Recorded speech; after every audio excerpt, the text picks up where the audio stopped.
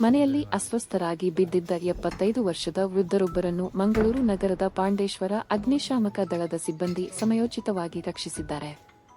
ಮಂಗಳೂರಿನ ಪಾಂಡೇಶ್ವರದ old Kent ರಸ್ತೆಯಲ್ಲಿರುವ ಮೋತಿಶ್ಯಾಮ್ ಅಪಾರ್ಟ್ಮೆಂಟ್ನಲ್ಲಿ ಈ ಘಟನೆ ನಡೆದಿದೆ. 75 ವರ್ಷದ ಪ್ರಭಾತ್ ಕಿರಣ್ ಕಳೆದ ಕೆಲವು ವರ್ಷಗಳಿಂದ ಈ ಅಪಾರ್ಟ್ಮೆಂಟ್ನಲ್ಲಿ ಏಕಾಂಗಿಯಾಗಿ ವಾಸಿಸುತ್ತಿದ್ದರು. ಆದರೆ ಕಳೆದ ಕೆಲವು ದಿನಗಳಿಂದ ಮನೆ ಲಾಕ್ ಆಗಿದ್ದು, ವೃದ್ಧರ ಯಾವುದೇ ಚಟುವಟಿಕೆಗಳು ಕಂಡುಬಂದಿರಲಿಲ್ಲ.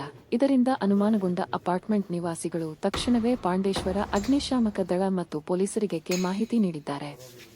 ಮಾಹಿತಿ ತಿಳಿದ ಕೂಡಲೇ ಸ್ಥಳಕ್ಕೆ ಧಾವಿಸಿದ ಅಗ್ನಿಶಾಮಕ ದಳದ ಸಿಬ್ಬಂದಿ ಬಾಗಿಲು ಒಡೆದು ಒಳ ಪ್ರವೇಶಿಸಿದ್ದಾರೆ.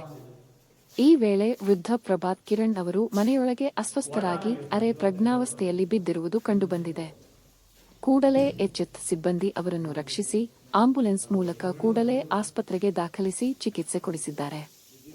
ಏಕಾಂಗಿಯಾಗಿದ್ದ ವೃದ್ಧರೊಬ್ಬರ ಜೀವ ಉಳಿಸಿದ ಅಗ್ನಿಶಾಮಕ ದಳದ ಸಿಬ್ಬಂದಿಯ ಸಾಹಸ ಹಾಗೂ ಕಾರ್ಯಕ್ಷಮತೆಗೆ ಸಾರ್ವಜನಿಕ ವಲಯದಲ್ಲಿ ಮೆಚ್ಚುಗೆ ವ್ಯಕ್ತವಾಗಿದೆ.